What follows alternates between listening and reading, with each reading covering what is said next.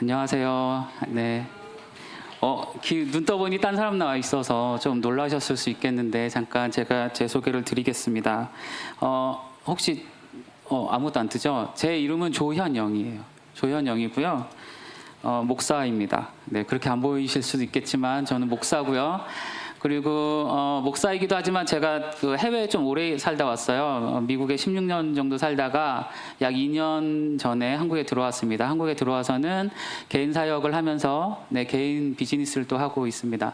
그래서 미국에서는 약 10년 정도 목회자로 사역을 했고요. 한국에서는 주로 청년들과 함께 독서 모임과 교회들을 섬기면서 그렇게 사역을 하고 있습니다.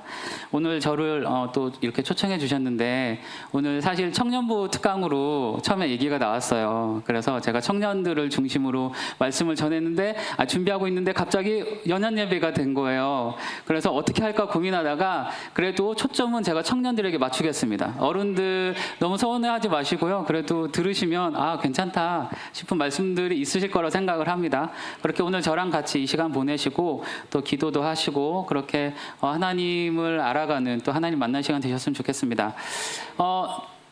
PPT 첫 장만 좀 띄워주실래요? 네, PPT 오늘 제가 준비한 그 제목은요 이거예요. 누가 기회를 얻는가입니다. 누가 기회를 얻는가? 누가 기회를 얻는가인데 우리 다 같이 말씀을 보도록 하겠습니다. 말씀은 마태복음 25장 14절부터 30절까지예요. 마태복음 25장 14절부터 30절까지 말씀 보도록 하겠습니다. 네, 제가 다 찾으신 줄 알고 읽어드릴게요.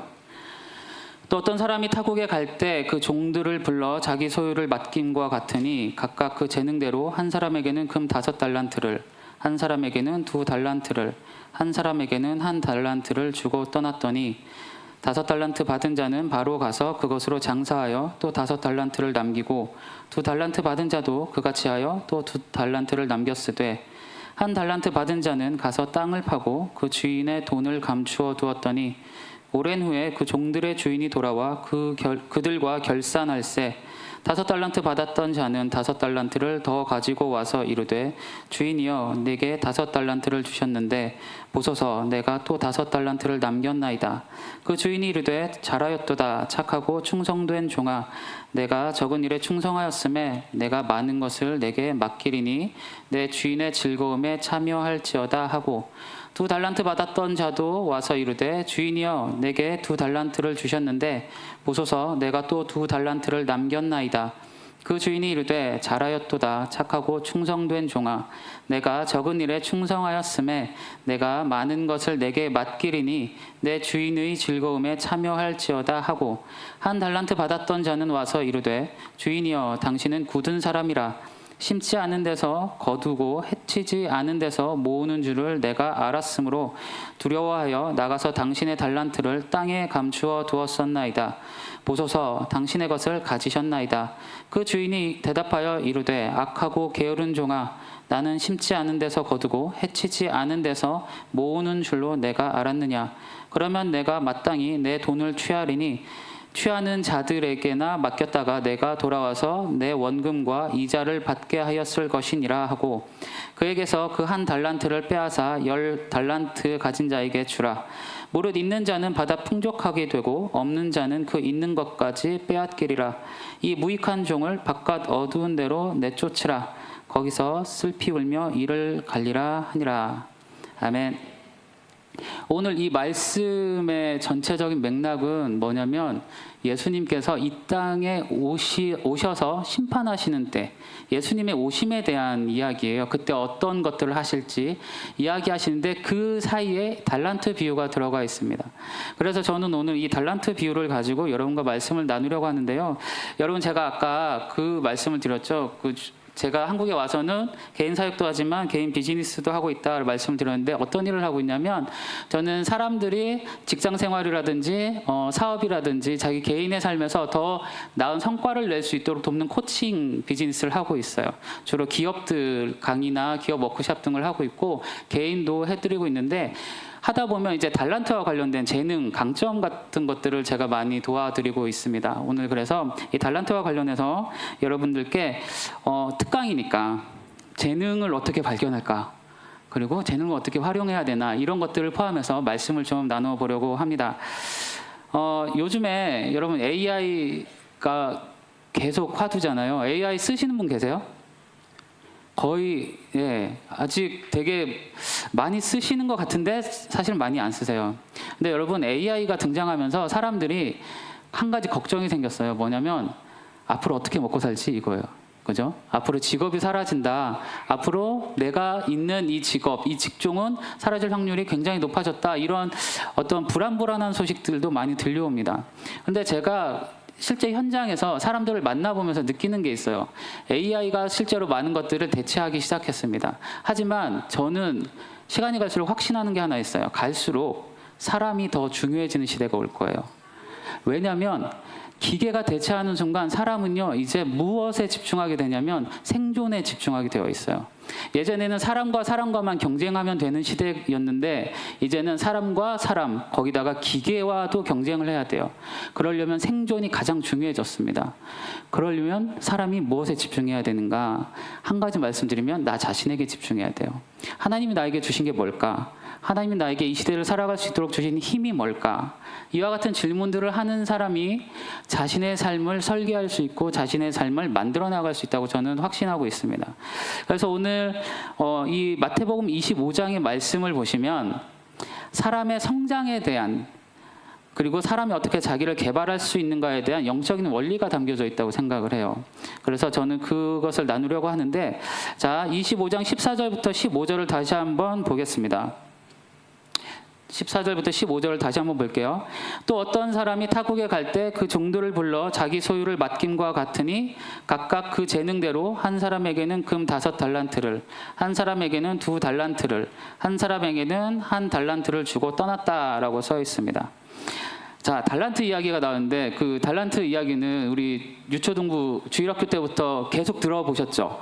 그래서 이 이야기는 다 아실 거라고 생각을 해요. 하지만 그래도 기억을 더듬어 드리기 위해서 제가 한 가지만 말씀을 드리면 여러분 1달란트가 당시에 어느 정도 가치가 있었는지 혹시 기억나세요? 1달란트가?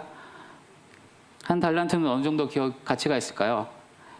이 정도 가치가 있어요. 예수님 시대 1세기 로마 시대에는요. 하루 품삯이 1데나리온이래요. 성경에 보시면 데나리온이라는 그 단위도 나오거든요. 그게 하루 품삯인데 6,000일을 일했을 때 얻는 게 1달란트래요. 그래서 6,000일은 약 16년 정도 됩니다. 16년을 일해야 얻을 수 있는 게 1달란트고 이것을 좀 더 이해를 돕기 위해서 한국으로 치면 한국 월급을 300만 원으로 가정을 했을 때 16년치 연봉이면 5억 7,600만 원인 거예요. 1달란트가. 별로 안 놀라시는데 이게 되게 큰 돈이에요, 여러분. 성경에서 이 정도의 돈을 맡길 수 있는 주인이라고 하면 굉장한 부자죠. 근데 이 사람이 지금 이 주인이 자기 종들 3사람을 불러서 각각 5달란트, 2달란트, 1달란트를 맡긴 상황입니다. 그래서 여기서 한 가지를 더 말씀드릴게요. 달란트에 대한 오해가 있어요. 지금 보시면 제가 여긴 안 적혔는데 달란트가 재능일까요, 아닐까요? 많은 분들이 성경에 달란트 그러면 성경에서 말하는 달란트가 곧 재능이다. 그래서 하나님이 나에게 주신 달란트는 무엇일까? 이런 고민들 많이 하시죠. 그런데 성경 자세히 보세요. 15절을 보겠습니다. 15절 초반에 보면 이렇게 나와 있어요. 각각 그 재능대로 한 사람에게는 금 5달란트를 줬다. 재능과 달란트가 구분되어 있어요, 여러분. 그죠? 달란트는 재능이 아니에요. 그래서 여러분 오늘 이 오해를 좀 푸셨으면 좋겠어요.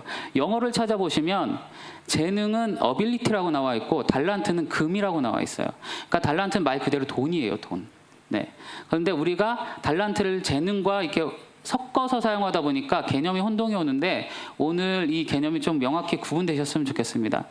그래서 달란트에 대한 이 오해가 풀리면은요 어떻게 되냐면 그 15절에 보시면 그 재능대로 한 사람에게는 금 5달란트 또 2달란트 1달란트를 주고 떠났다. 이 말을 어떻게 저는 이야기하고 싶냐면 이런 거예요. 하나님께서 또는 내가 뭔가를 했을 때 이 주인은 종들에게 무엇을 줬냐면 그 능력대로 기회를 줬다고 저는 해석을 합니다. 능력에 따라서 기회를 준 거예요. 그래서 어떤 사람에게는 5달란트만큼의 기회를 줬고 어떤 사람에게는 2달란트, 1달란트만큼의 기회를 준 것입니다. 그래서 이렇게 해석하시는 게 전 맥락상 더 맞다고 생각을 해요. 능력에 따라서 기회를 준 게 달란트 비유다라는 것입니다. 그렇다면 하나씩 볼게요. 재능이 뭘까요? 여기 보면은 재능대로 주셨다고 써 있는데 재능이 뭘까? 이것부터 좀 설명을 드릴게요. 이것도 우리가 많이 사용하지만 조금 우리가 알아야 하는 부분들이 있어요. 재능이 뭘까라는 건데, 재능이란 이런 거예요. 여러분, 재능은요, 내가 태어나면서부터 나에게 가장 자연스러운 능력이 재능이에요. 그걸 재능이라고 보시면 돼요.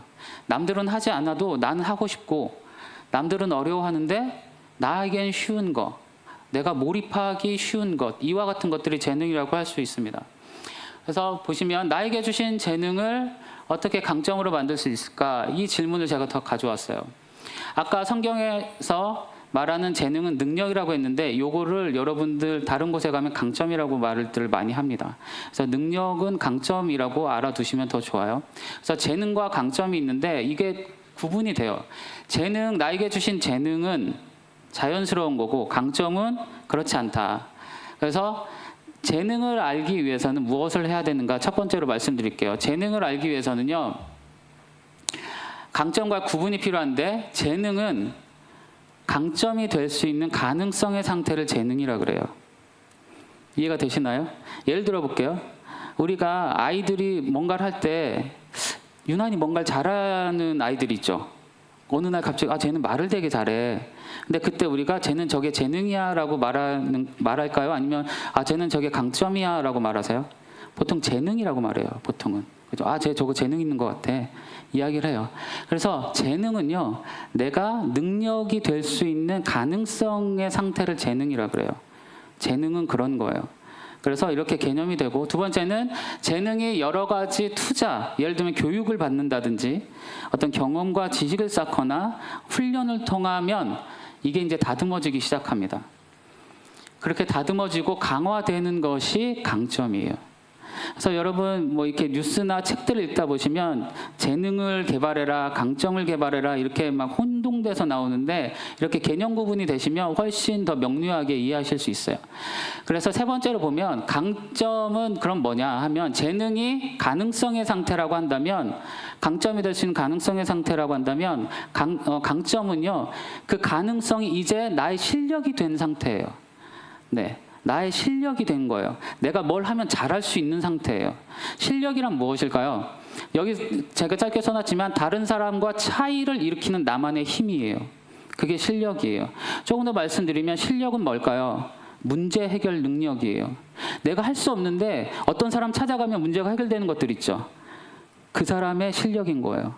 그래서 난 그 사람한테 도움을 받는 거예요. 여러분도 생각해 보세요. 누군가 나에게 와서 뭔가 도움을 요청하면 나는 그 분야에 있어서 실력 있는 사람인 거예요. 이게 강점이에요. 이게 재능과 실력의 차이인데, 실력이 있으면 또 뭐가 생기나요? 강점의 수준까지 올라가면 보상이 따라와요. 여러분, 애들이 아무리 잘해도 걔한테 막 월급 주고 그러지 않잖아요. 그죠? 그런데 강점이 있고 실력이 생기고 나만의 무기가 딱 생긴 사람에게는 사람들이 보상을 줘요. 그게 사회적인 것이든 물질적인 것이든 무언가 보상이 따라오기 시작합니다. 그리고 실력은 또 무엇이 있냐면 내가 조절할 수 있어요. 실력 있는 사람은 이 정도만 하면 돼, 아니면 더 노력해야 돼, 이런 것을 자기가 조절할 수 있는데, 재능은 그게 되지 않아요. 재능은 너무 자연스러워서 자기도 모르게 나오는 게 재능의 영역이에요. 이게 재능과 강점의 구분입니다. 그러면 나의 재능을 발견하는 방법 어떤 게 있을까요? 5가지 말씀드릴게요. 5가지. 이거 되게 궁금해들 하시거든요. 근데 아마 다들 들어보시면 맞아 라고 하실 만한 것인데, 5가지 말씀드릴게요. 재능을 발견할 수 있는 방법 첫 번째는요, 과거의 경험에 주목하는 거예요. 과거의 경험. 제가 아까 재능은 자연스럽게 나오는 거라 그랬죠. 과거를 한번 돌아보세요. 여기 그 성도님들, 어른분들도 계시는데, 옛날에 내가 밥 안 먹어도 하고 싶었던 게 뭐지? 한번 생각해 보세요. 밤을 새면서도 했던 거. 네. 그리고 내가 뭔가 심지어는 돈을 내면서까지 하고 싶은 그게 무엇이지? 그걸 한번 생각해 보세요. 왜냐면 재능은 자석과 같아서 나를 끌어당겨요. 내 마음을 사로잡아요.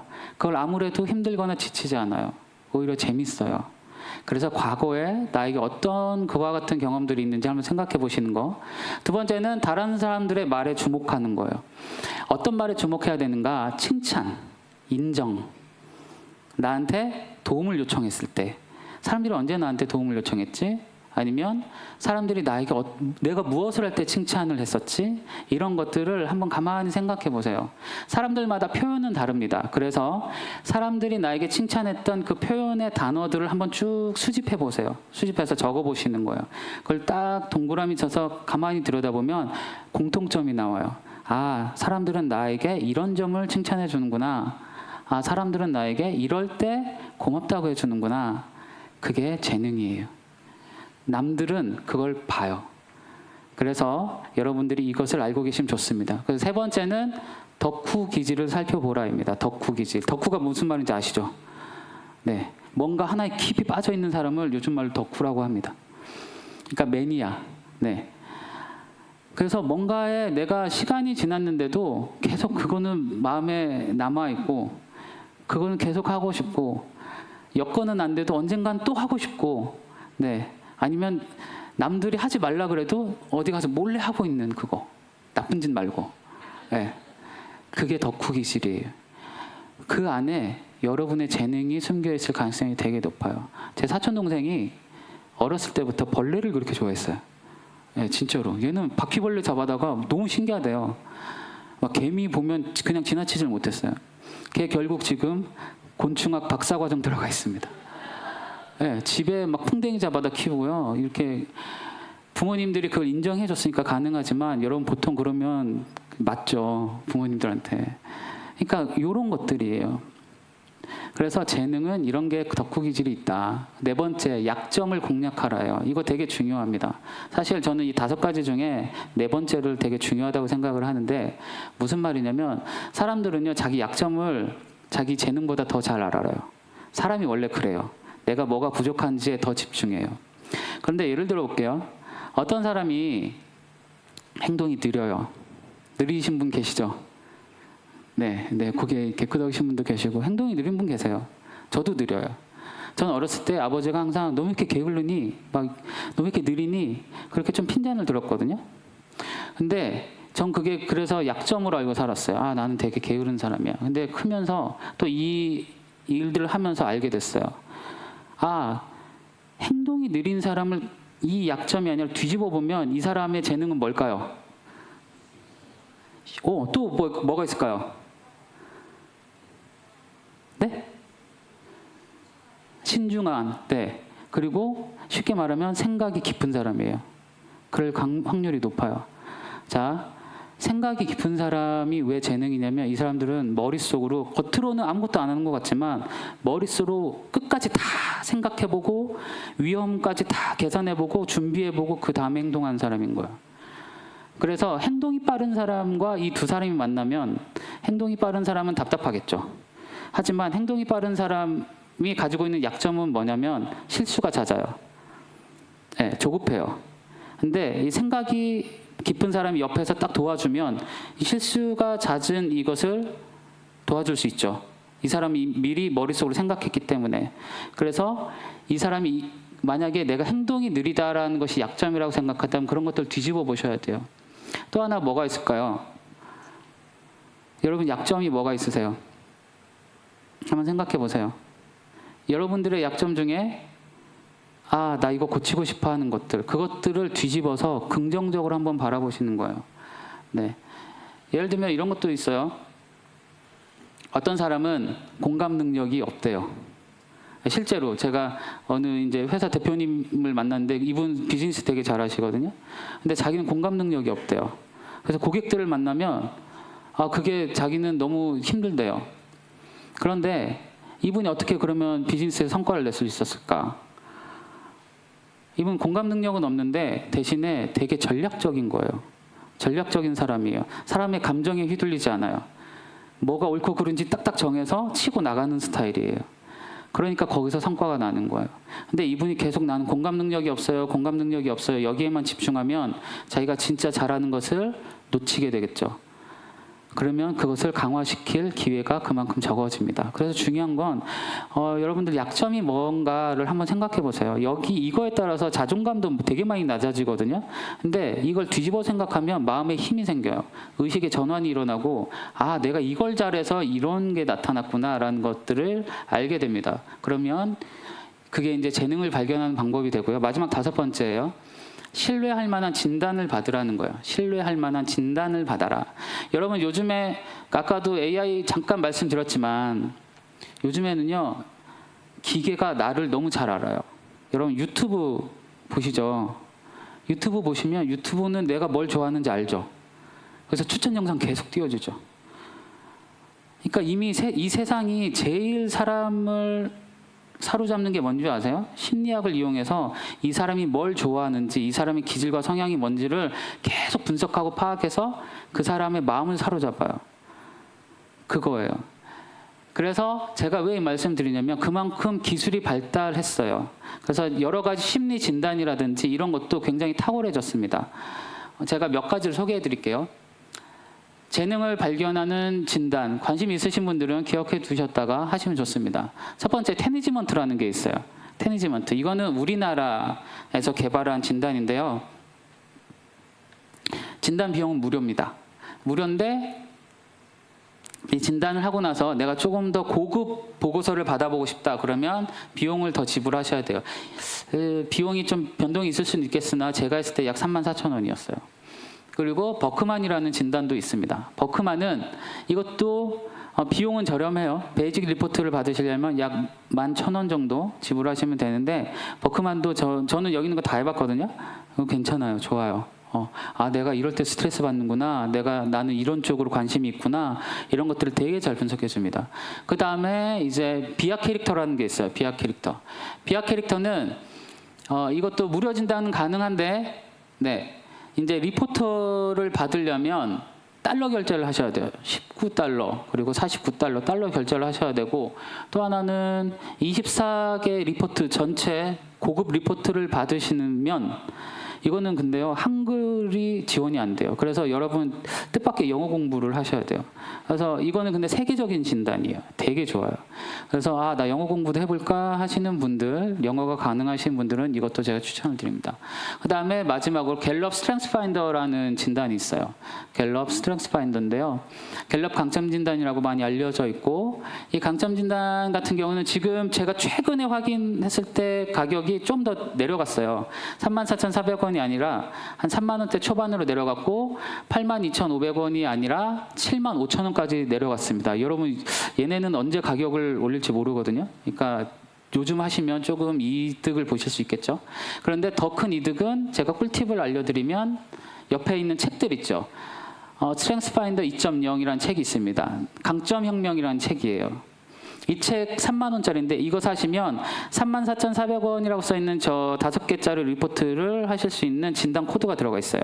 그래서 책도 보고 진단도 받아보고 싶다 하시면 저 책 구입하시면 되고 또 옆에 강점으로 이끌어라는 책도 마찬가지인데요. 저 책 같은 경우는 특히 이제 지도자, 리더들 있죠. 리더들을 위한 책인데 저 책을 사셔도 진단하실 수 있는 그 쿠폰이 들어가 있으니까 여러분들께서 저렇게 활용하시면 좋습니다.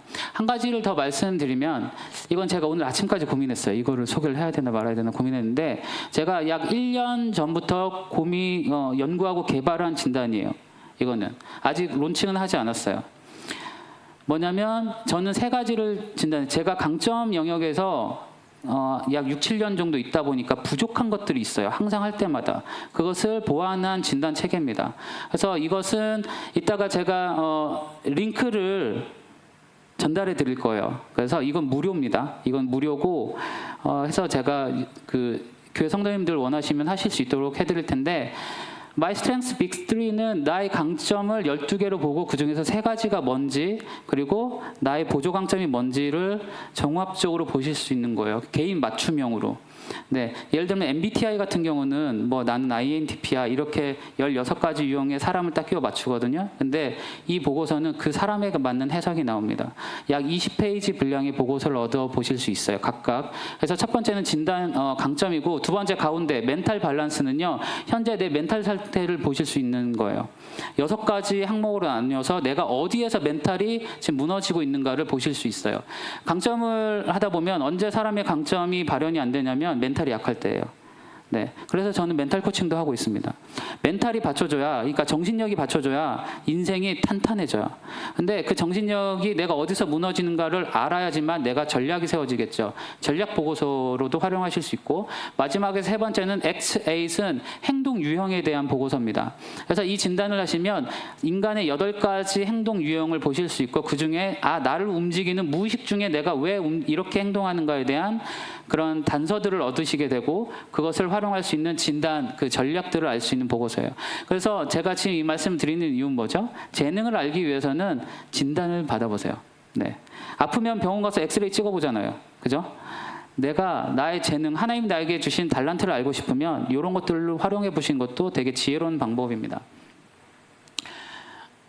자, 그러면 재능을 이렇게 알았어요. 그 다음 질문이 있겠죠. 뭐냐면 재능을 어떻게 강점으로 만들 수 있는가요? 자, 진단까지는 그래도 많이들 해요. 보시면 특히 젊은 층, 요즘 MZ세대라고 하는 층은 이거에 굉장히 관심이 많거든요. 내가 뭘 잘하는지. 그래서 진단까지는 하는데, 다음 질문, 이 질문으로 가는 게 어려워요. 재능을 알긴 알았는데 이걸 어떻게 강점으로 만들지? 이 질문에서 이제 막혀요.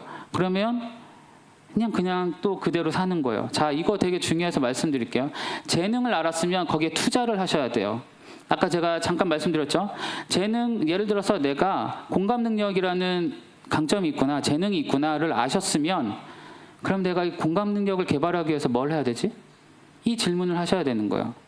어떤 책을 사보신다든지, 어떤 교육을 받는다든지, 어떤 훈련을 받는다든지, 이런 투자가 일어나지 않으면 재능은 결코 강점으로 발현되지 않습니다. 그래서 투자를 반드시 하셔야 돼요. 두 번째는 신념이에요.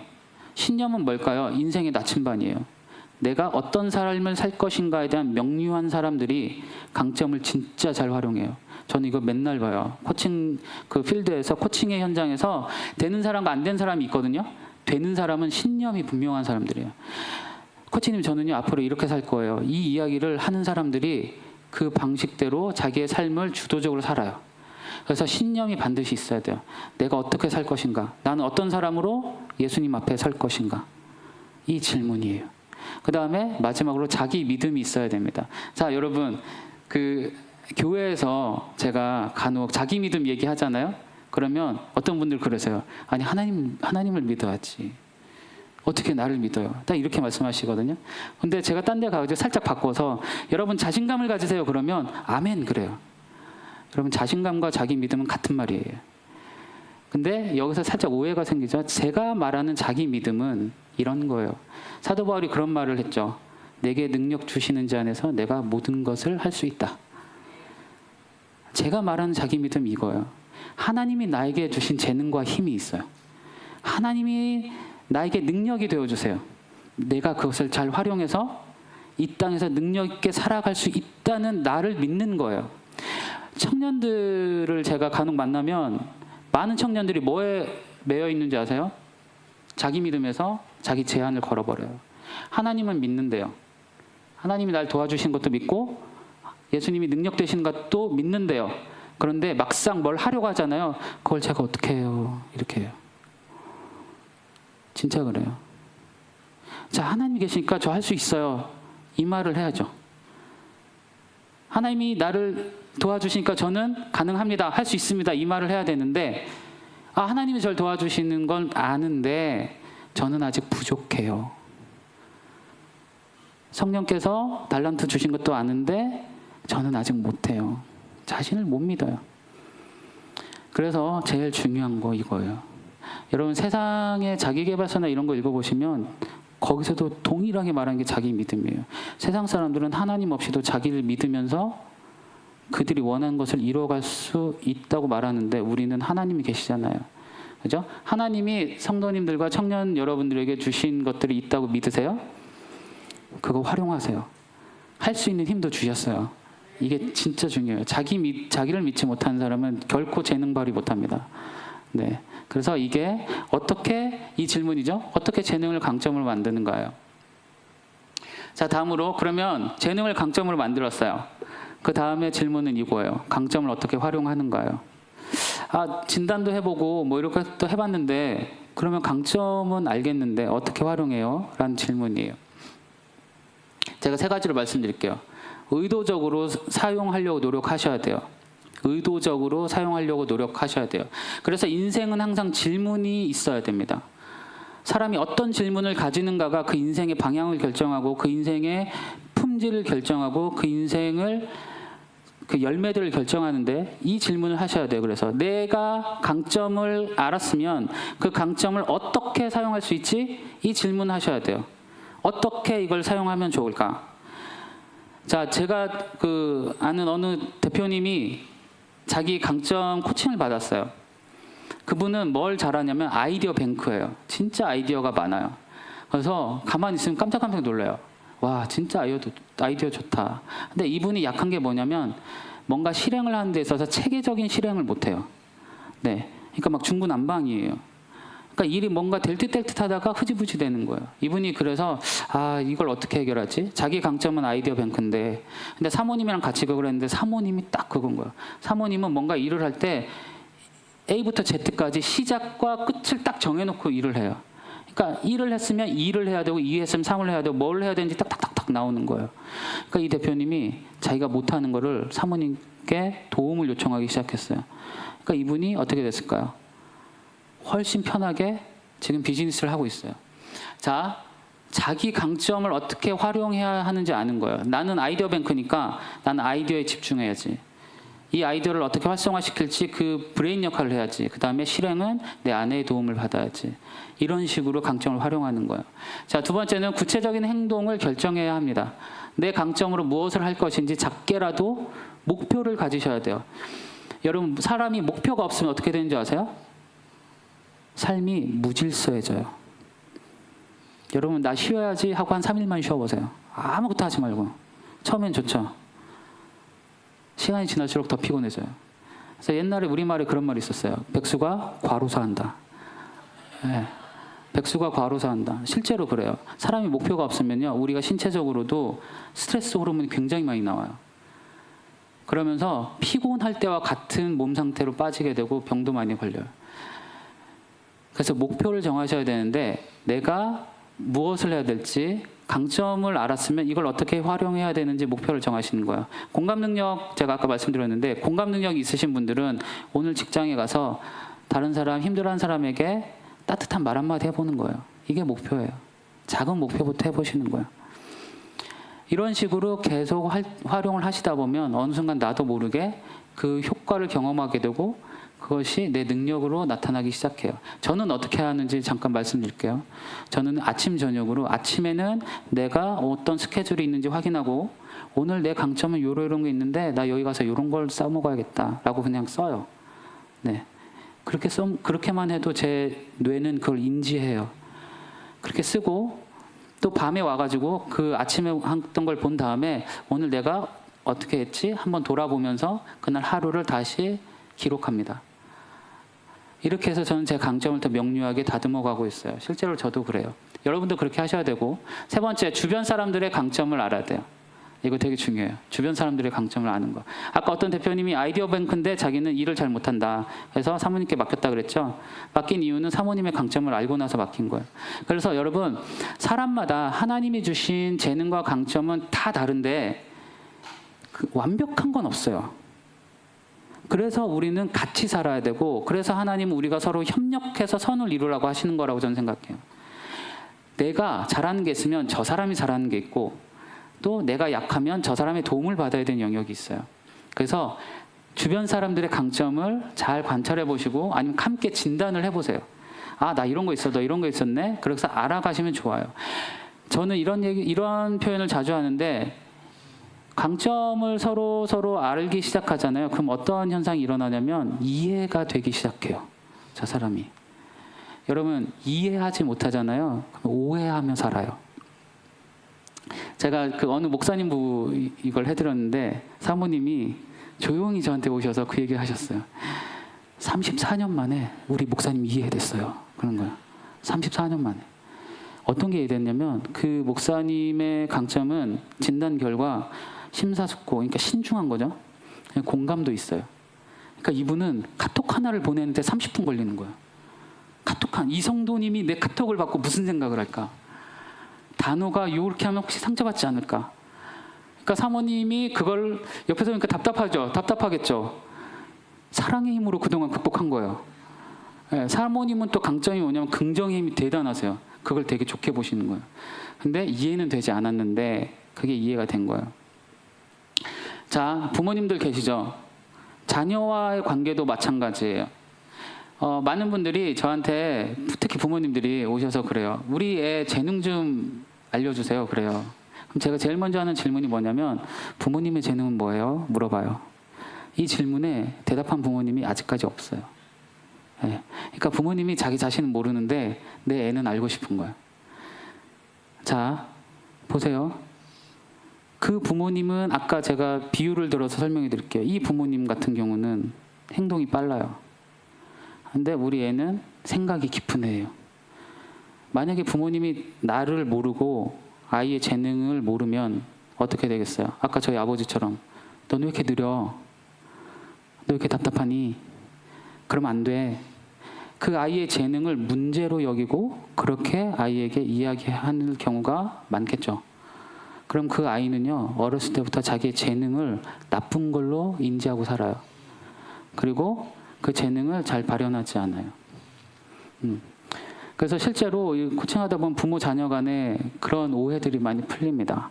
어떤 아버지는 이제 우리 둘째 놈 나 이제 왜 그런지 알겠어요. 그래요. 예, 대학생 아들을 향해서. 그리고 어떤 선교사님은 우리 딸한테 오늘 미안하다고 해야겠네요. 내가 그동안 이걸 몰랐네요. 그래서 서로 주변 사람들의 강점을 알아야 돼요.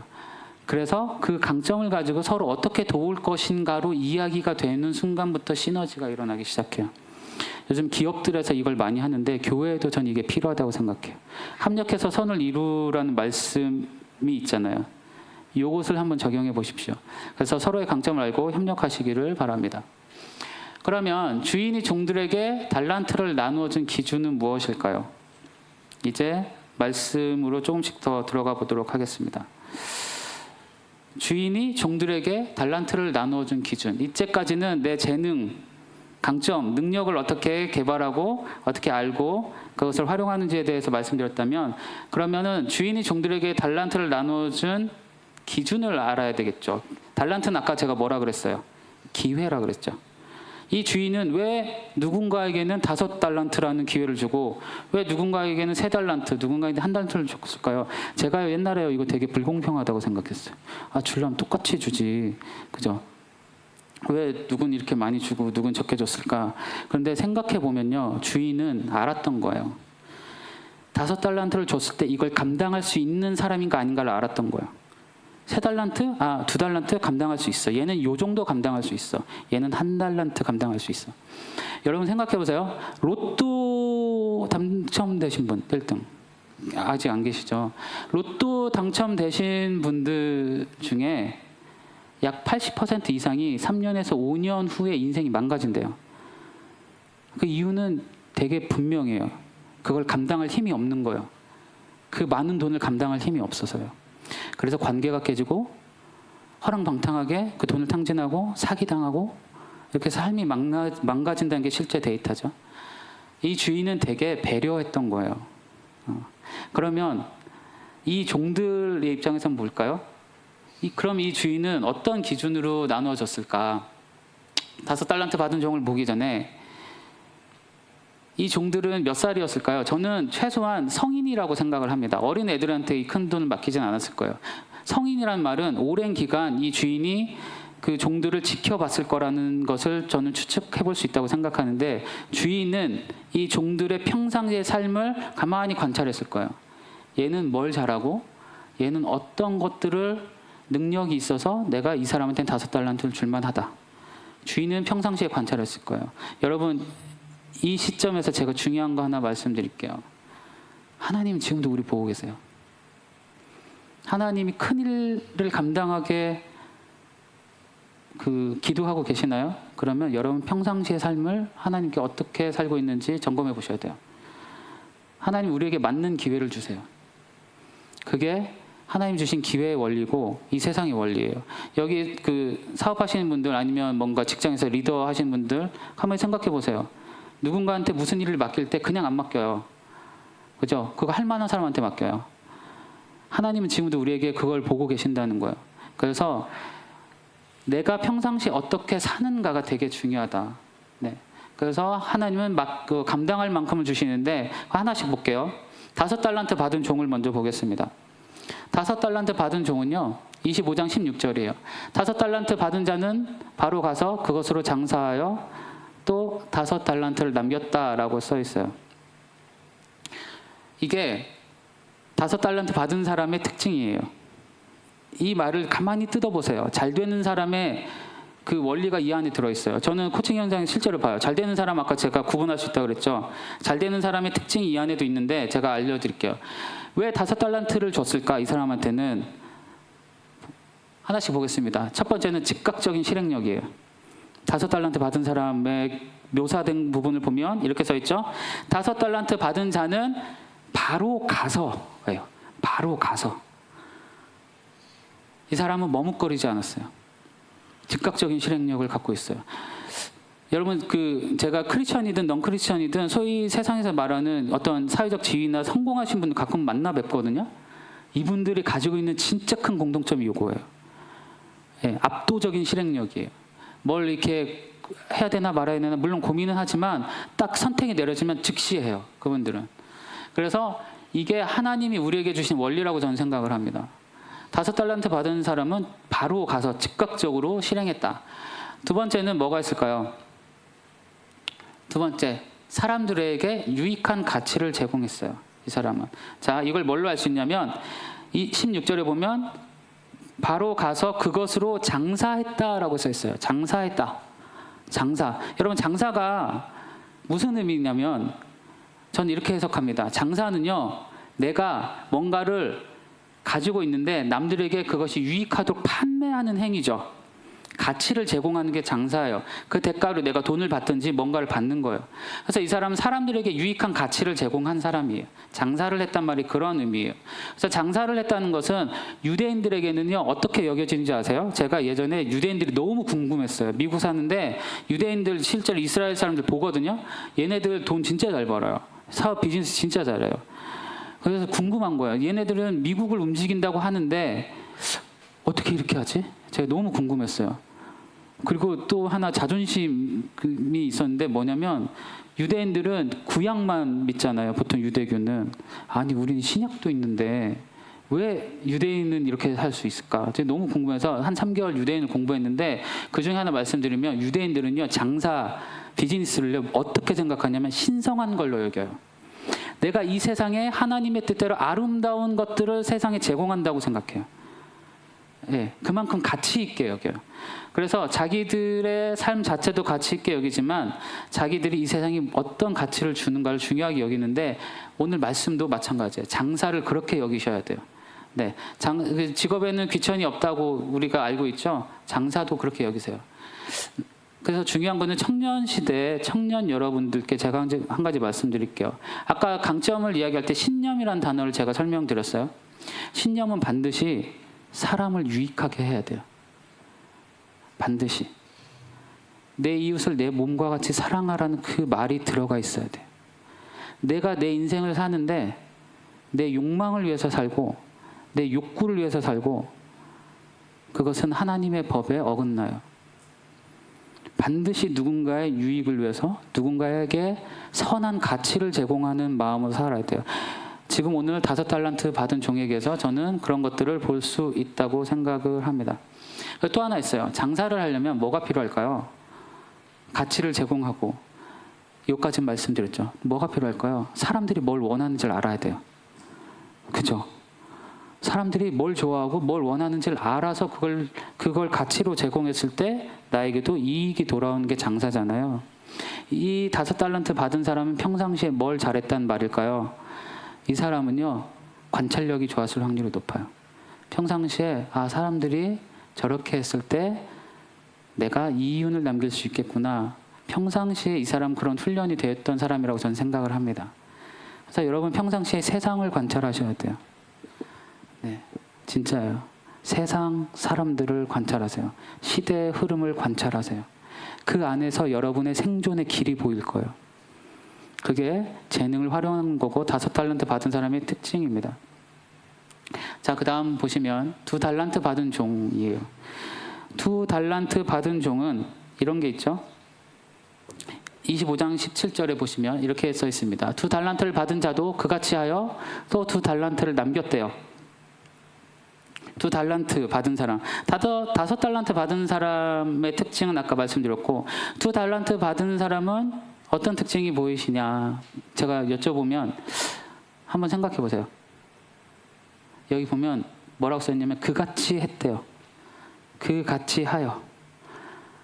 여러분 이거 되게 중요해요. 내가 남보다 좀 부족한 것 같잖아요. 그러면 잘하는 사람 따라하세요. 진짜예요. 인류의 조건이라는 책이 있습니다. 사이토 다카시라는 사람이 쓴 책인데 굉장히 좋은 책이거든요. 그 사람이 인류가 되기 원하면 갖춰야 될 능력 중에 하나가 뭐냐면 따라하는 거래요. 예. 근데 보통은 질투하죠. 흠집내려고 그러죠. 그럼 절대 성장 못해요. 따라하세요. 예를 들면 누가 나보다 뭘 좀 잘한다. 그러면 가만히 보세요. 쟤는 몇 시에 일어나? 몇 시부터 깨있지? 아침 일어나서 뭘 하지? 일할 때 쟤는 어떤 마음가짐으로 하지? 일하는 방식은 뭐지? 이런 것들을 그냥 보세요. 그리고 한번 해보세요. 그래야 그 사람의 것을 내 것으로 만들 수 있어요. 따라 하셔야 돼요. 여러분 예수님 믿으면서 우리가 자주 하는 말 있죠. 예수님처럼 살고 싶다. 예수님처럼 따라 해보세요. 그럼 예수님 마음이 느껴지시죠? 마찬가지예요. 내가 누군가처럼 저 사람 진짜 잘하네. 그럼 한번 따라 해보세요. 예. 그거 진짜 중요해요.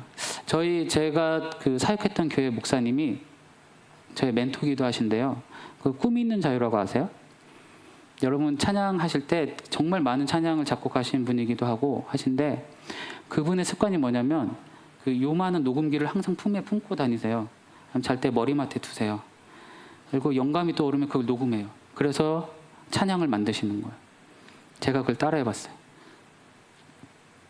제가 그렇게 했더니 진짜 노래가 나오더라고요. 그래서 여러분 따라하는 거는 창피한 게 절대 아니에요. 따라해야 거기서 내게 나와요. 네, 요즘 말로 하면 벤치마킹이라고 하죠. 좀 유식한 말로 벤치마킹 하세요. 그래야 여러분이 뭘 잘하는지가 더 명료해지고 그렇게 하다 보면 이 사람 이렇게 했는데 이렇게 해보면 어떨까? 거기서 아이디어가 나오고 내게 만들어지기 시작해요. 2번째 달란트 받은 사람은 그같이 하여라고 해서 따라했는데 이걸 저는 학습 능력과 적응력이라고 말씀드리고 싶어요. 앞으로 AI 시대고 뭐고 막 많이 나오는데 여러분 거기에 주눅들지 마세요. 그러면 내가 뭘 배우면 좋을까? 그 질문을 가지고 잘하는 사람, 잘하는 거 이런 것들을 계속 보세요. 그리고 따라하세요. 평생학습의 시대란 말 들어보셨죠? 계속 배우셔야 돼요. 공부할 줄 아는 사람이 성장해요. 자, 그래서 학습 능력과 적응력이 2번째 사람이라고 한다면 이 2달란트 받은 종의 경우는 그래서 뭐가 있냐면 성장 잠재력이 많은 사람이었어요. 성장 잠재력이 많았다. 여기 보면은 그같이 했다라는 말은 이 사람은 겸손한 사람인 거예요. 시기하고 질투하지 않고 저 사람이 좋은 걸 내 걸로 받아들이고 어떻게 하면 내가 더 잘할 수 있는가를 고민했던 사람이라고 저는 생각을 합니다. 그만한 성품적 역량이 있는 사람이었던 거예요. 그래서 2달란트를 남길 수 있었다는 건데 여러분 성장하기 위해서는 진짜 중요한 거는 따라하는 것도 있지만 겸손하셔야 돼요. 네, 배우셔야 돼요. 이렇게 배우셔야 여러분이 여러분만의 성장을 이룩하실 수 있는데 하지만 2달란트 받은 사람은 2달란트만의 그릇 한계가 있겠죠. 뭐냐면 이 사람은 조심해야 될 게 있어요. 잘못하면 다 그냥 모방으로 그쳐요. 따라하는 것만 그쳐요. 그럼 딱 그 정도 자기가 한 만큼 따라한 만큼만 성장할 수 있어요. 창의력과 독창성이 부족하면 그런 한계를 가질 수 있고 2번째는 자신만의 차별화된 영역을 개발해야 되는 사람이에요. 이 사람은 제 판단은 그렇습니다. 따라만 한다고 해서 되는 게 아니라 내 걸로 진화하고 발전시켜 나가는 게 진짜죠. 이게 두 번째 사람에게서 배울 수 있는 교훈이에요. 그러면 탁월함을 위해서 내가 해야 되는 4가지 정도 말씀을 드릴게요. 누군가를 따라하기 위해서 여러분 이것을 반드시 기억하시면 좋은데, 첫 번째는 책을 읽으셔야 돼요. 책. 네.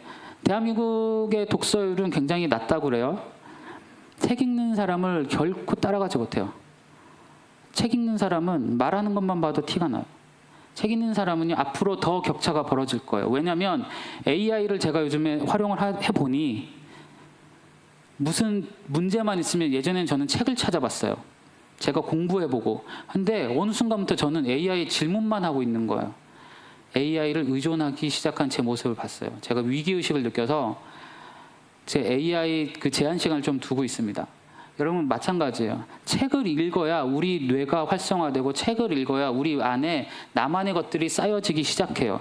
책을 읽어야 내가 남들보다 탁월한 게 무엇인지를 알아가기 시작해요.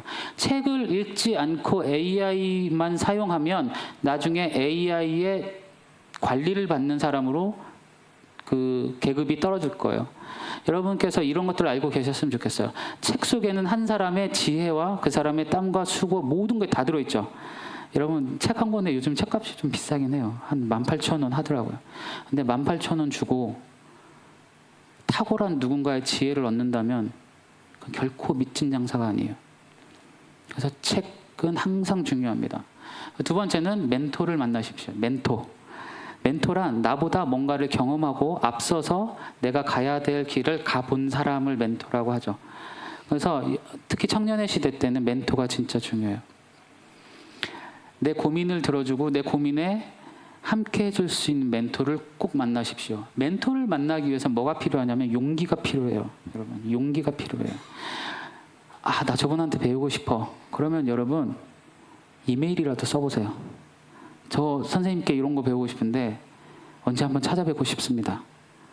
그러면 그 사람이 시간이 없어서 못 만날지언정 싫어하는 사람 아무도 없어요. 저도 그랬어요. 한국에 오자마자 제가 천안에 있는 어느 교수님께 메일을 썼어요. 교수님, 제가 한국에 이렇게 왔는데 한번 뵙고 싶습니다. 그래서 천안까지 찾아갔어요.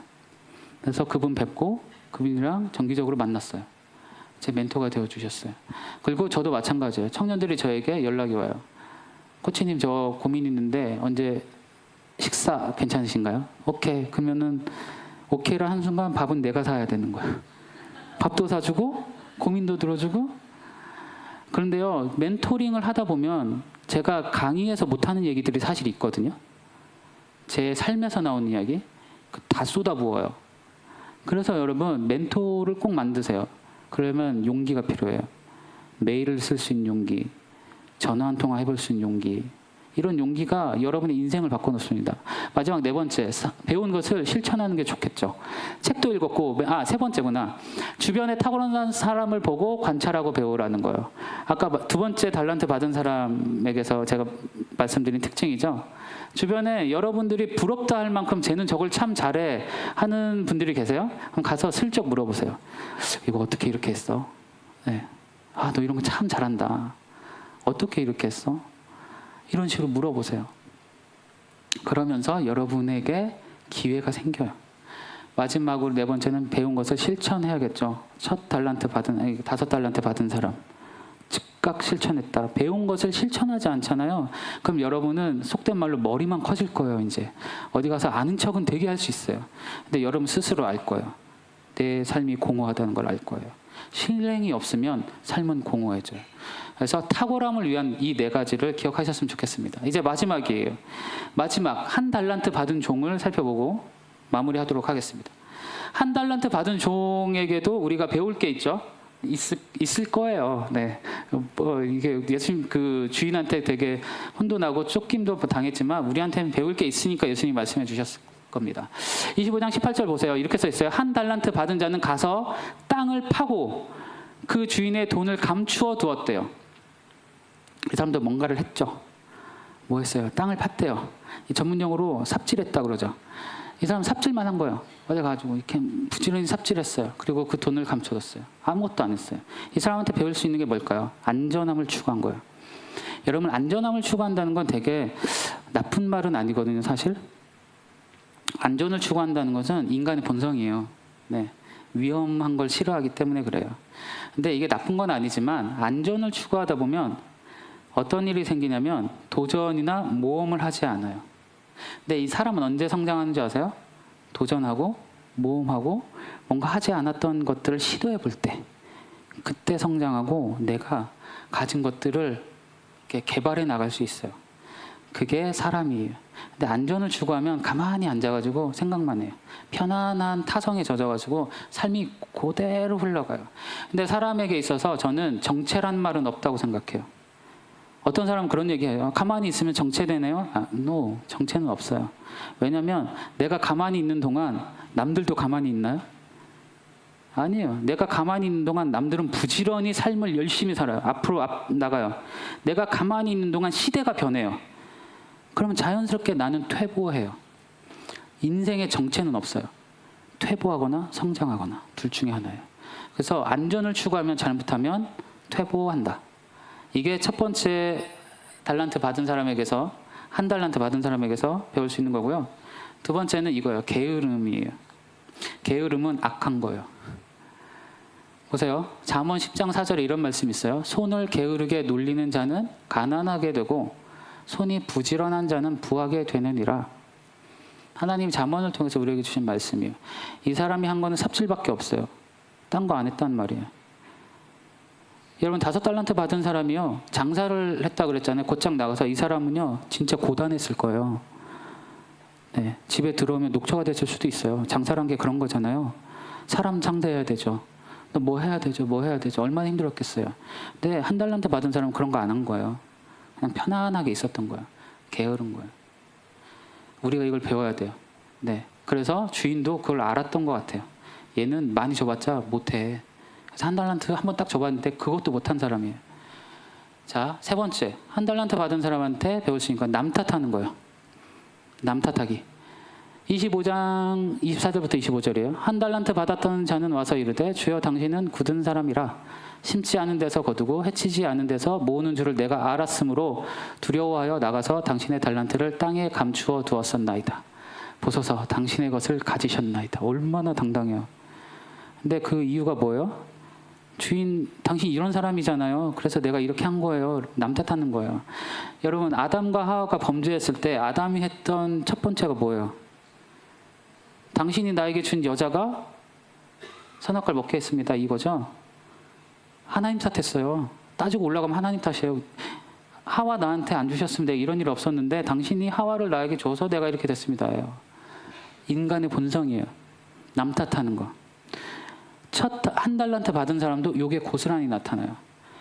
여러분, 되는 사람과 안 되는 사람, 두 번째 차이.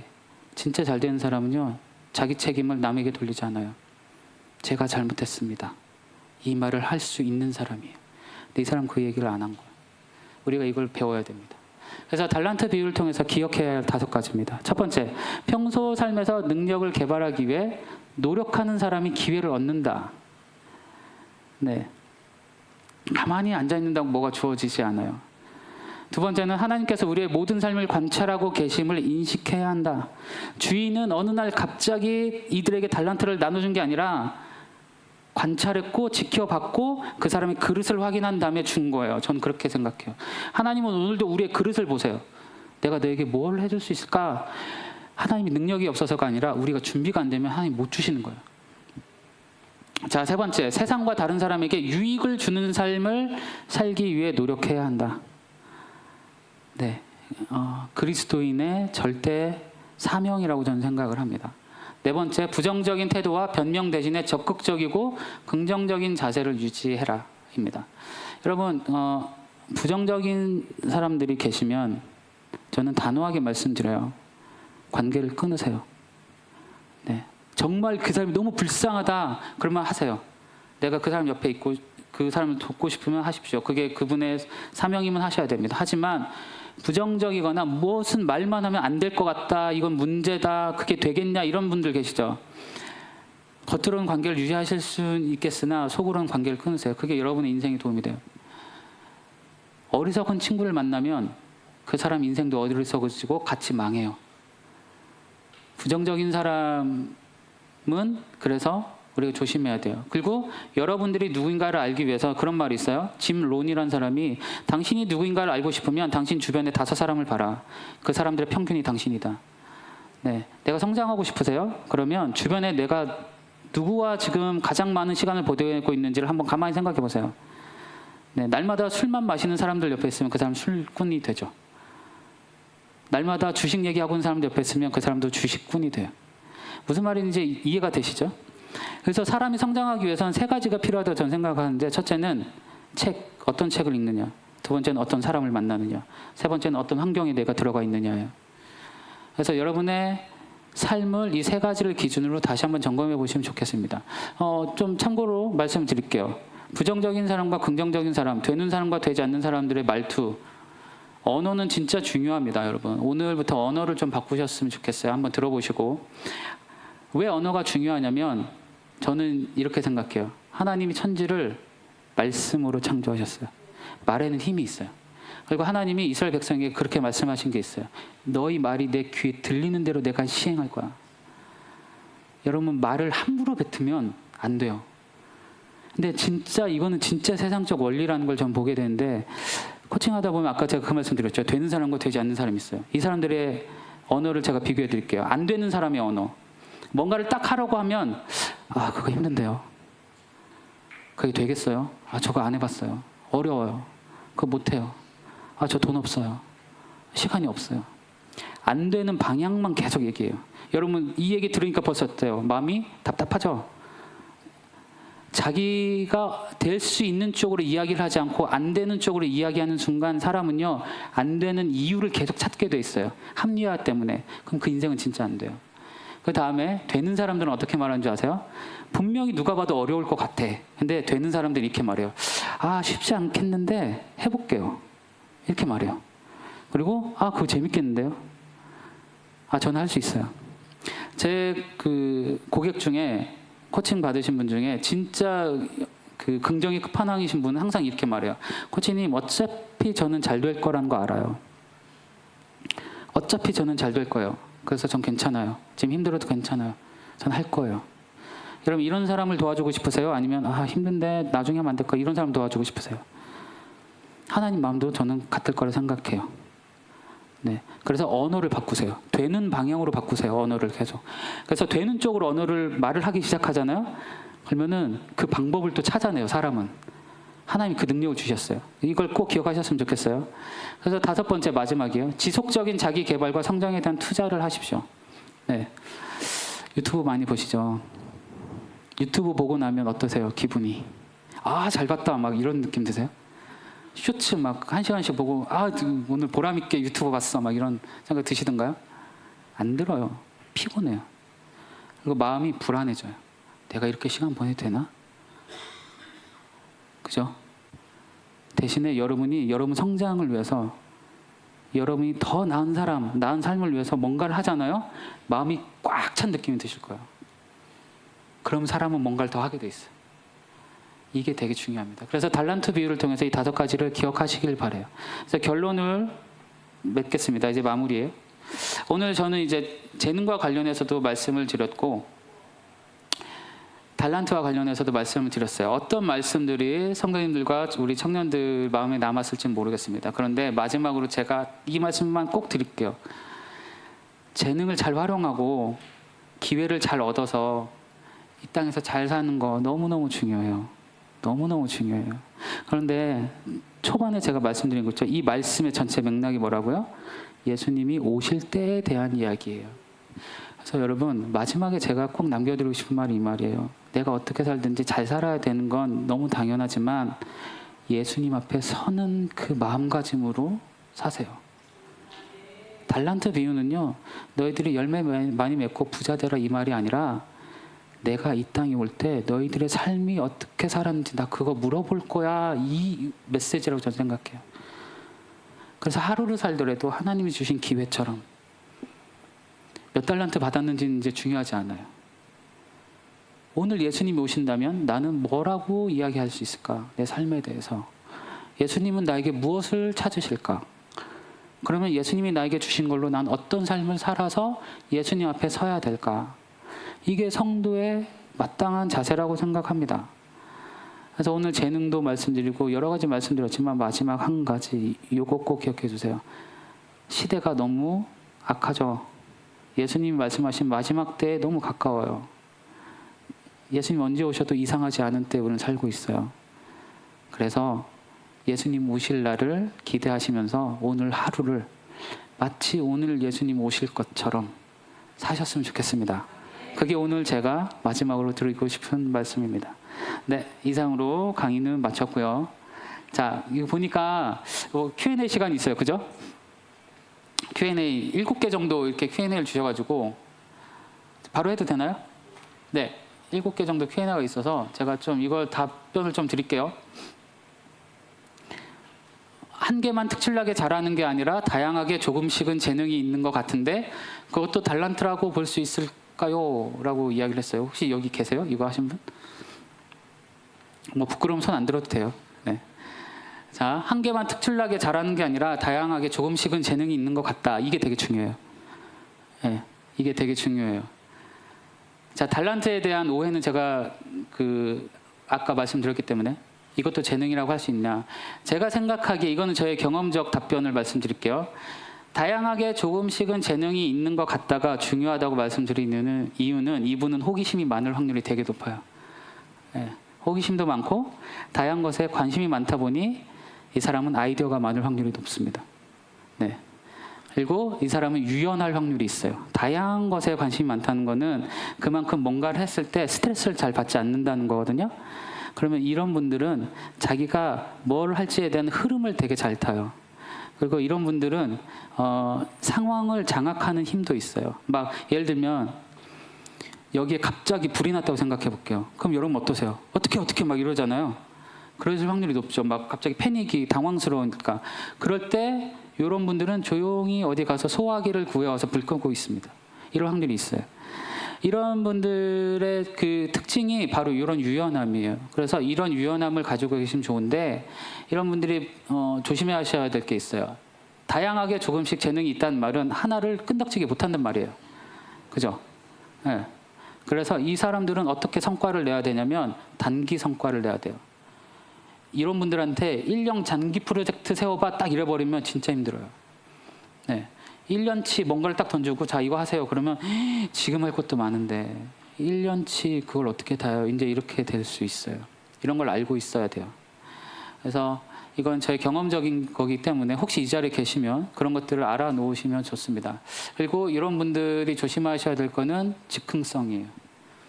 되게 즉흥적으로 뭘 하실 확률도 높고 그 다음에는 제가 아까 아이디어가 많을 수 있다고 그랬잖아요. 아이디어만 툭 던져놓고 자기는 사라질 수 있어요.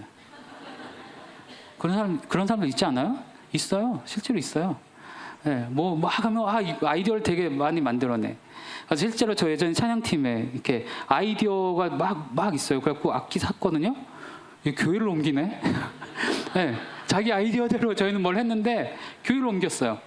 아무튼 그런 게 있어요. 네, 아이디어만 툭 던져놓고 그러니까 남들이 일거리만 만들어 놓을 수도 있다. 이런 걸 알아놓으시면 좋습니다.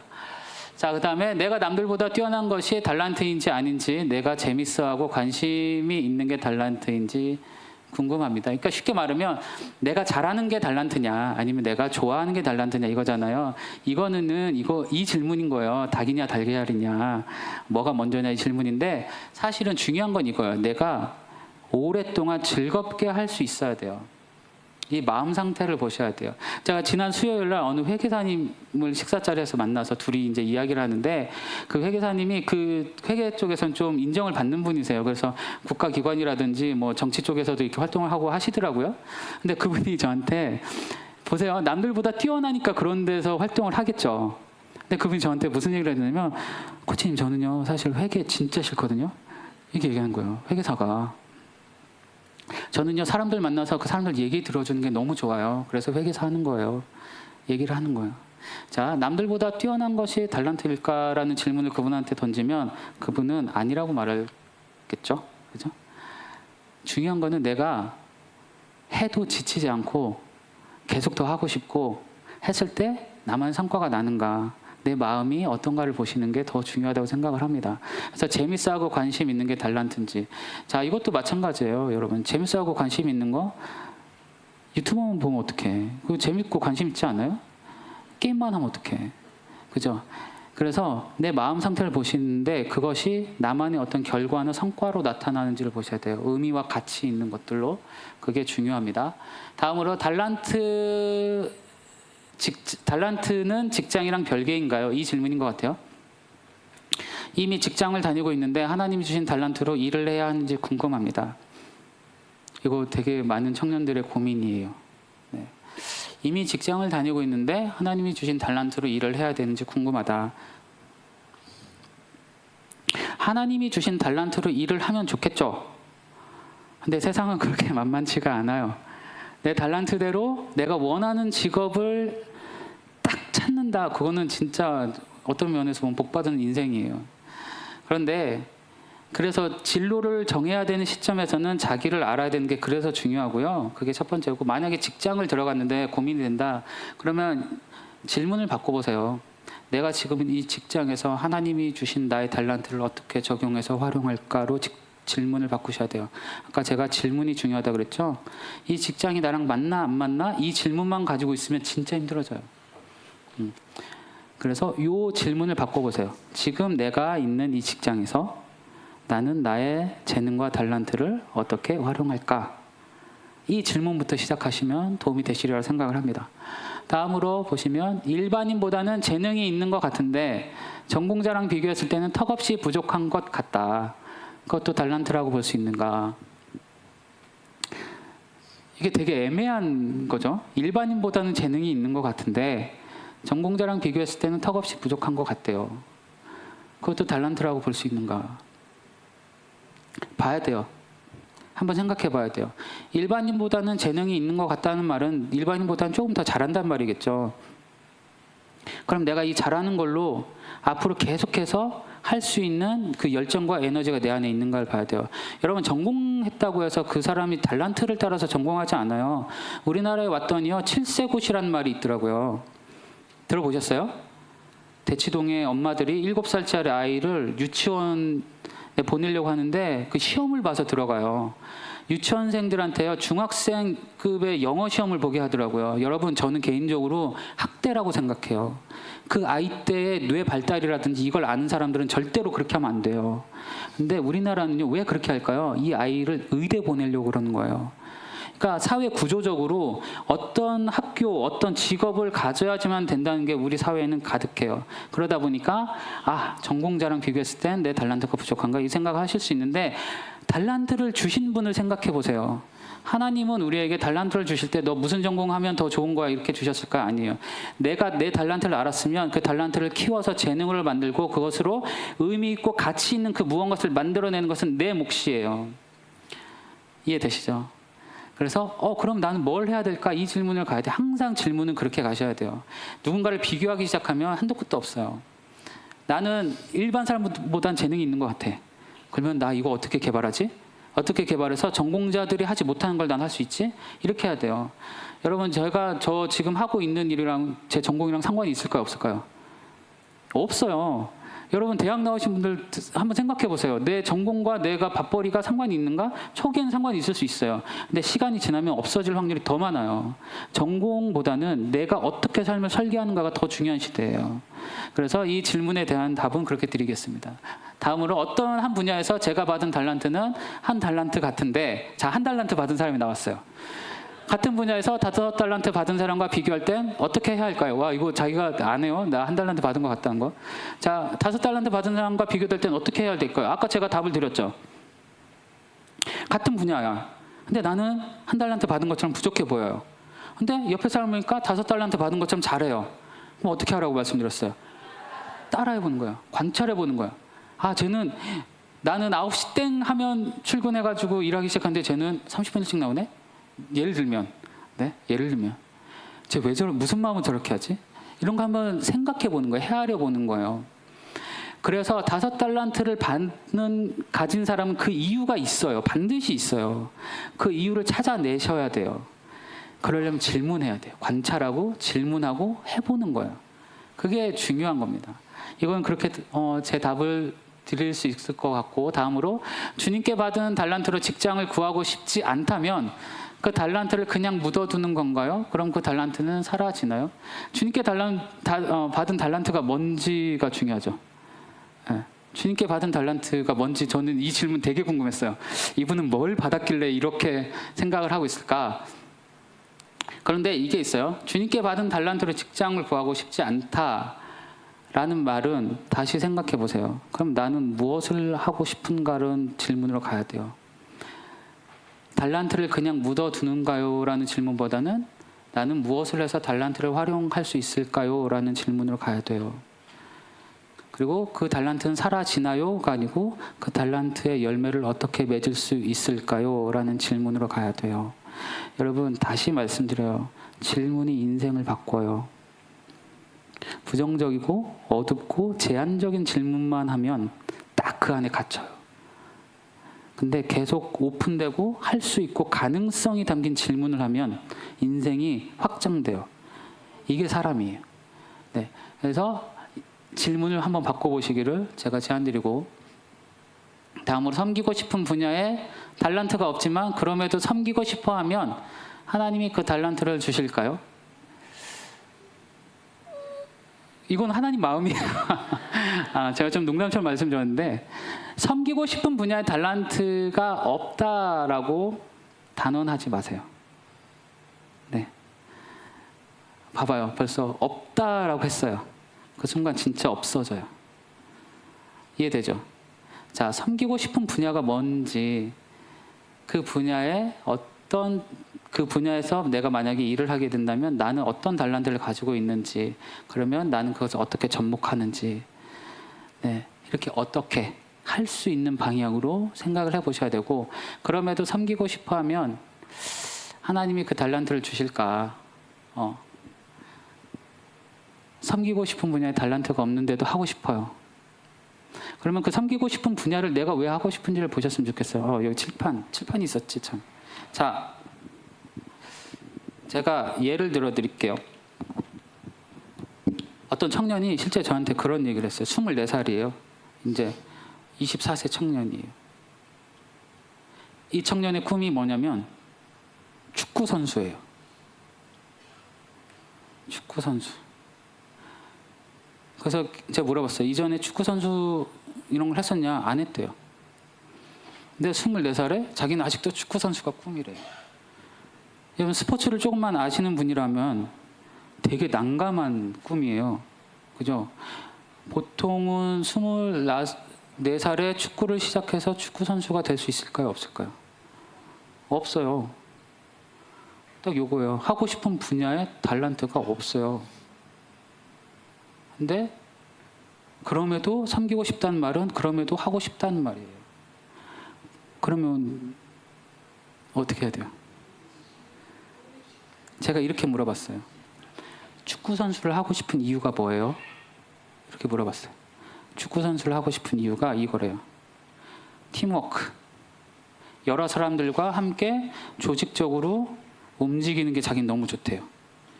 그리고 함께 목표, 골을 넣었을 때, 승리했을 때, 우승했을 때 그게 자기는 너무 좋대요. 그리고 땀 흘리는 게 너무 좋대요. 이런 게 나왔어요. 그러면 보세요. 현실적으로는 축구 선수를 할 수 없어요. 그죠? 이거는 직면해야 돼. 여기다가 막 격려한다고 그래 넌 할 수 있어. 하나님이 너 도와주실 거야. 이러면 안 돼요, 여러분. 그러면 이게 진짜 이상해져요. 이때 직면시켜야 돼요. 축구 선수는 힘들다. 사실 본인도 알거든요. 근데 자기가 원하는 건 이런 거예요. 요게 있으니까 축구가 좋아서 축구 선수가 하고 싶은 거예요. 그럼 요 안에서 자기의 재능을 찾아야 돼요. 이해되시죠?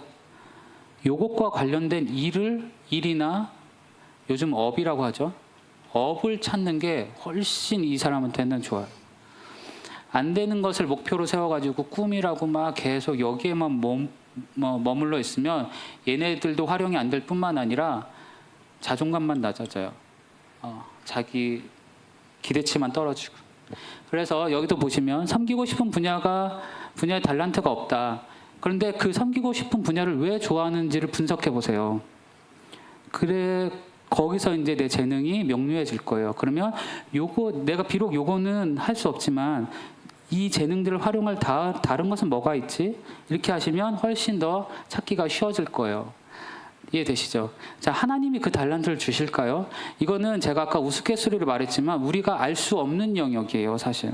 내가 통제할 수 없는 영역을 믿음을 가지고 해버리면 24살에 축구 선수 되겠다고 꿈꾸는 거나 마찬가지예요. 이런 것을 저는 말씀드리고 싶어요. 네, 이해가 되셨기를 바랍니다. 이제 마무리가 됐는데 잠깐만요. 시계를 좀 보면 3시 51분이거든요. 좀 더 해도 돼요? 네, 혹시 질문 있으세요? 여기 계신 분들, 성도님들 중에 질문 있으신가요? 네. 혹시 마이크 있으시면 제가 잘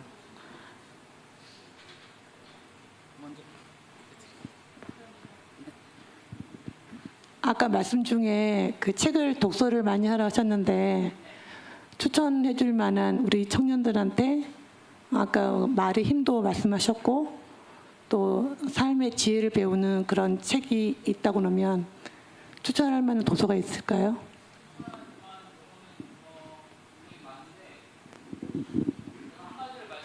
하나, 둘, 셋. 하나, 둘. 요게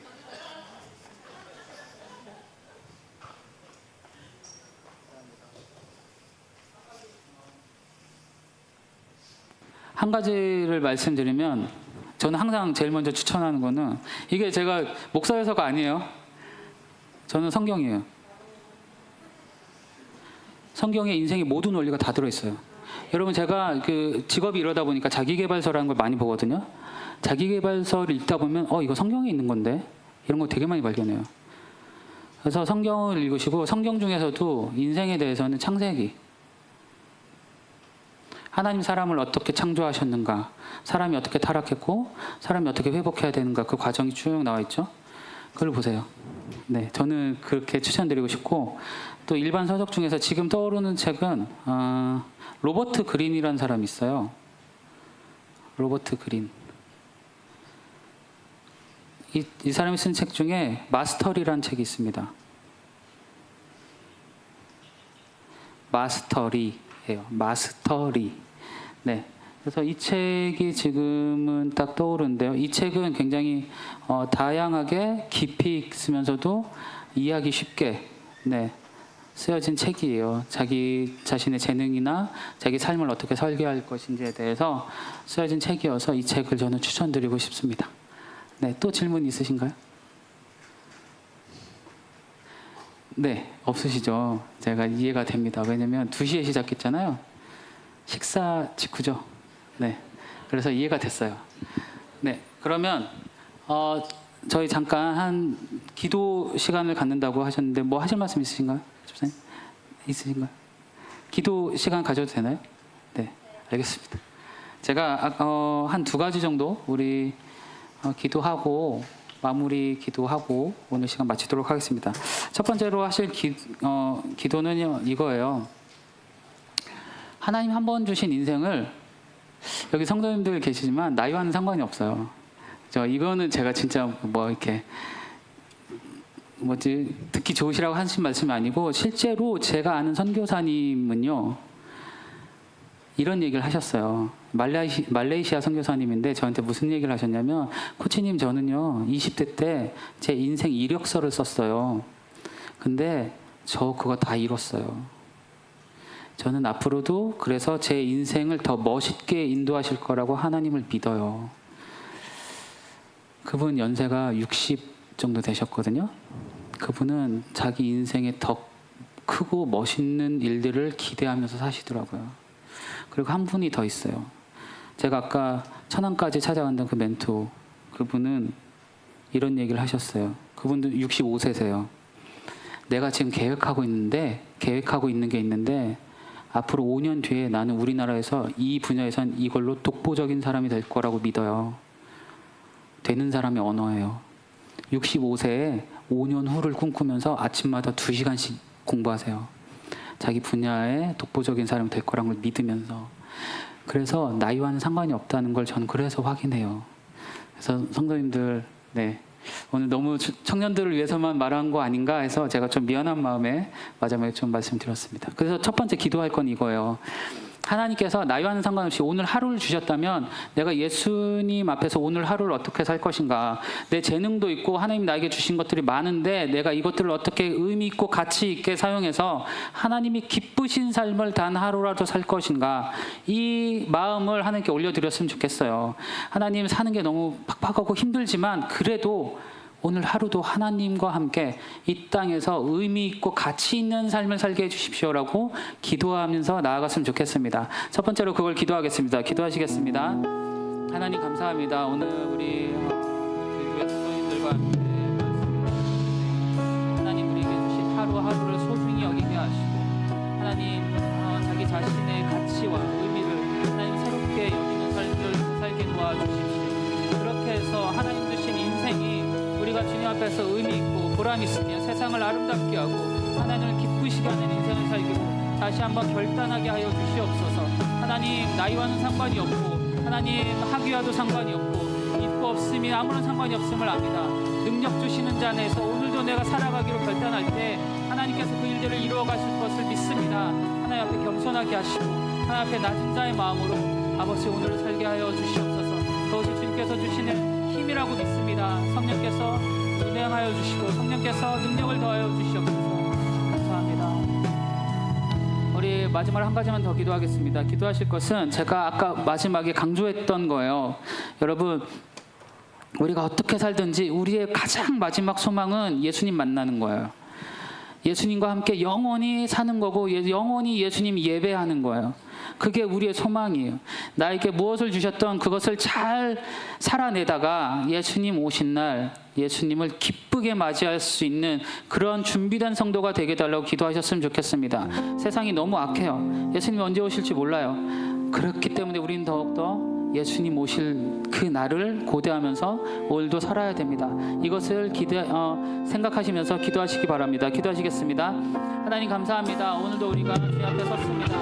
하나님 세상이 악하고 하나님 없는 것처럼 이 시대에는 과학이라는 이름으로 하나님 앞에서 하나님을 대적하는 일이 일어나고 있는데 하나님 주의 말씀과 뜻을 따라 이 세상은 인도되고 운행되고 있음을 믿습니다. 그러므로 하나님 우리가 오늘도 주님 앞에서 이 하루를 온전히 살게 하시고 무엇보다 예수님 만난 그날을 소망하며 살게 하여 주시옵소서. 하나님 예수님이 안 온다고 하는 자들 앞에서 우리는 예수님이 오시는 것처럼 살게 하시고 예수님을 만나는 것처럼 살게 하시고 하나님 예수님과 동행하는 삶을 살게 하여 주시옵소서.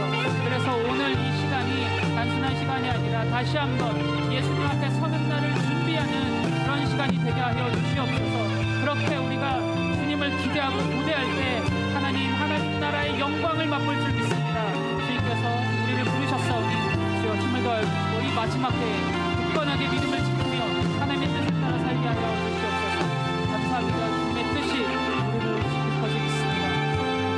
감사합니다. 하나님 감사합니다. 오늘 우리가 짧은 시간이었지만 하나님이 주신 재능과 강점에 대해서 그리고 달란트 비유를 통해서 우리의 삶을 어떻게 만들어갈 것인지 함께 이야기를 나누었습니다. 하나님 우리 각자에게 주신 것이 없다고 생각될지라도 오늘 이 시간을 통해서 다시 한번 소망을 갖게 하시고 하나님께서 주신 것으로 넉넉히 능력을 가지고 살아가는 힘을 더하여 주십시오. 내게 능력 주시는 자 안에서 내가 모든 것을 할 수 있다라는 그 말씀이 성경에만 있는 말씀이 아니라 오늘도 살아 역사하셔서 나와 함께 하시는 말씀임을 믿습니다. 이제 그 말씀이 내 말씀이 되게 하시고 나의 간증이 되게 하여 주십시오. 무엇보다 하나님 오늘 이 시간에 가장 중요한 것은 주님 오시는 날을 준비하는 겁니다. 우리가 왜 잘 살아야 될까요? 주님 오시는 날 하나님 앞에 자랑스럽게 서기 위함입니다. 주님 우리가 날마다 예수님을 잊지 않게 하시고 무엇을 하든지 주님 앞에서 하듯이 할 수 있게 도와주시고 하나님께서 주신 것들로 넉넉히 살다가 하나님 오시는 날 기쁘게 예수님 만날 수 있는 그런 우리 길교회 성도님들 되게 도와주십시오. 감사합니다. 이제 남은 모든 것들이 주님 손에 있사오니 하나님께서 우리의 걸음을 인도해 주실 것을 믿습니다. 예수님의 이름으로 기도드렸습니다. 아멘. 네, 수고하셨습니다. 감사합니다.